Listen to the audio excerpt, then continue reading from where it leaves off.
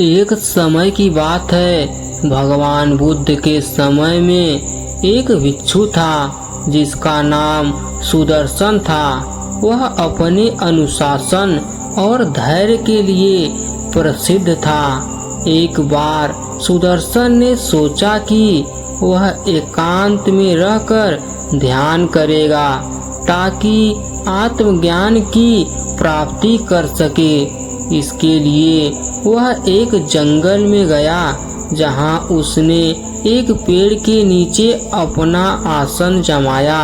जंगल में ध्यान करते समय सुदर्शन को कई प्रकार की कठिनाइयों का सामना करना पड़ा।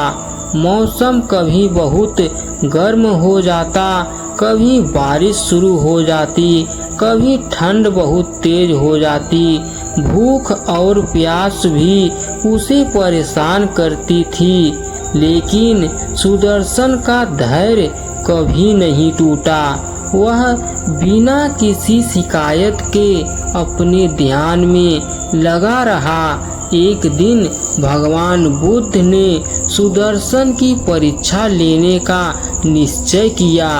उन्होंने सुदर्शन के पास जाकर उससे पूछा, क्या तुम इस कठिनाई से तंग आ गए हो? क्या तुम अपने साधना में विफल हो रहे हो? सुदर्शन ने विनम्रता से उत्तर दिया, नहीं भगवान, मुझे अपने ध्यान में कोई परेशानी नहीं है। मैं जानता हूँ कि कठिनाई ही हमें अपने आत्मज्ञान के मार्ग पर आगे बढ़ाती है। मैं अपने धैर्य और संयम को बनाए रखूंगा।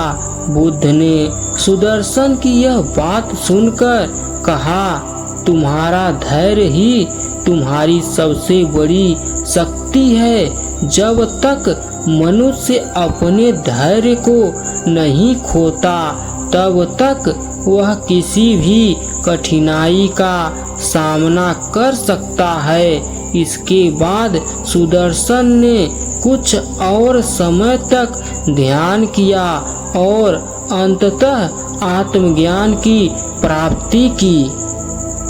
उसकी साधना और धैर्य ने उसे सफलता की मार्ग पर उसे पहुंचा दिया। इस कहानी से हमें यही सीख मिलती है कि जीवन में चाहे कितनी भी कठिनाइयाँ क्यों न आए, अगर हम धैर्य और संयम से काम लेते हैं तो अंततः हमें सफलता प्राप्त होती है। बुद्ध के उपदेश में धैर्य का विशेष महत्व है और इस कहानी में उसी का उदाहरण प्रस्तुत किया गया है।